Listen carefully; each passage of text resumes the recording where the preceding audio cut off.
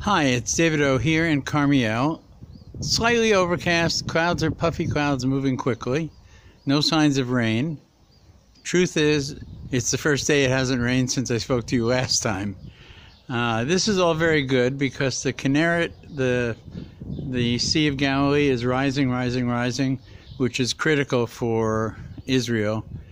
We do live in a desert after all, so we need the water. The rain is a blessing. But not to my knee joints, that's for sure. We're here on a Friday morning. All of North America is sleeping right now, I'm guessing. But here it's very quiet also. It's Erev Shabbos. People are preparing for Shabbat. It's quiet on the street and will remain quiet, I suspect. And we're approaching Parsha PERKUDEI. Parsha Vayako and PERKUDEI are often combined. This year they're separated. PERKUDEI is the final Parsha of the book of Shmos, of the book of Exodus. These two Parshiot deal with two very important subjects. The assembly of the Mishkan, the temple in the desert, the traveling temple in the desert, the Mishkan, and the laws of Shabbat. And from the building of the Mishkan, we get the laws of what we can't do on Shabbos. And that's a subject for another shiur. But I wanted to impress you with that these are the two issues of these two parshiot. It's an interesting point because the book of Exodus is really the book of redemption. That is to say, we begin as slaves. Moshe is born, takes us out of Egypt, right? And we're redeemed and we become a free people in the Midbar, in the desert. But that happens right at the beginning of the Parsha. In the first few Parshiot, the beginning of the book. Why do we go all this way before it ends? And the answer is that redemption does not come. True redemption doesn't come from a physical experience of leaving slavery. It comes with the descent of the Shekhinah, of the God's presence in this world, onto the Mishkan, which is built by the Jewish people.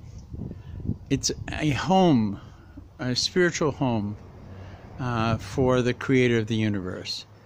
And when it is built, and when it's assembled by himself, by Moshe Rabbeinu, with the help of God, of course, right?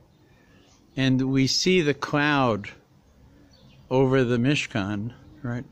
We understand that the effort of the Jewish people, through the golden calf, through all the mistakes that were made, has been accepted. Now, I just want to give you a reminder, this cloud is reminiscent of the cloud that was over the tent of Sarah, the wife of Abraham, the founder of the Jewish people. And they are related. Again, we've spoken about this before. Right? So at the end of this Parsha, it's good news, right? The Mishkan is built, it's completed, the cloud is hovering over it, but Moshe won't enter it. In the next Parsha, because he's scared, it's the presence of God. Or respectful. In the next parsha called Vayikra, which is the name of the next book, right? Translated Leviticus in English, God, Vayikra, calls to Moshe, and we'll talk about that, and then Moshe knows that he can enter. I want to talk a little bit about Shabbat, because I think it's important. In fact, I know it's very important, right? There's two elements of Shabbat, right? One element of Shabbat is the family element. The other is the community national element. Right?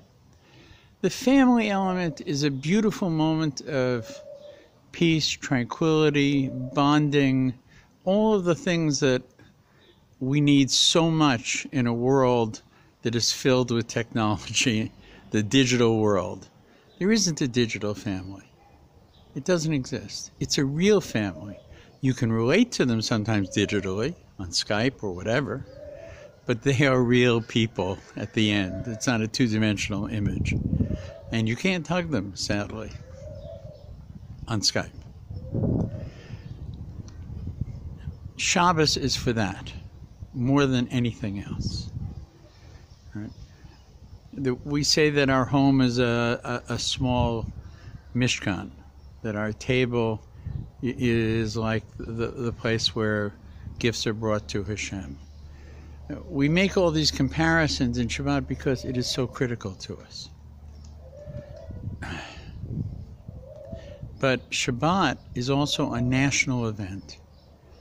Shabbat is the most holy day in the Jewish calendar, and it repeats once a week.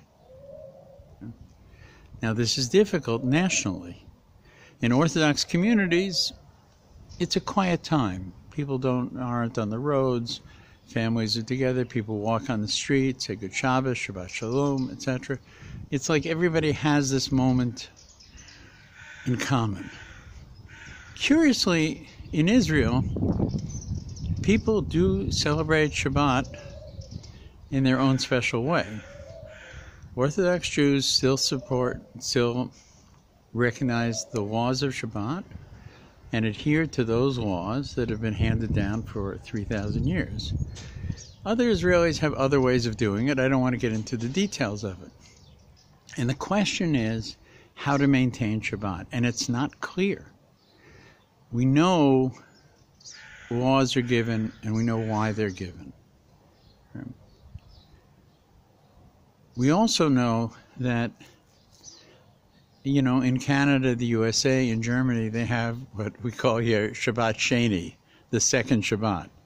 That is to say, Shabbos, you know, in Toronto, in New York, in wherever, Paris, I don't know about Paris these days, Sydney, Australia, is a day given to moving away from the hustle and bustle of the week and being able to focus on things that are eternal, things that are within you, things that are within the family, things that have been with us from the beginning of the universe.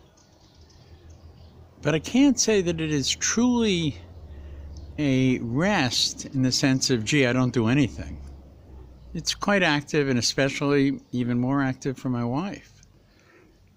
So where is the rest? Because Sunday here is a regular work day. Of course, in the other cities I mentioned, it isn't.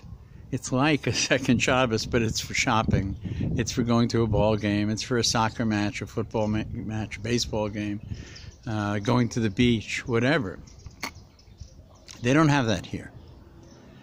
And this puts a lot of strain on Shabbos observance for many people on one side.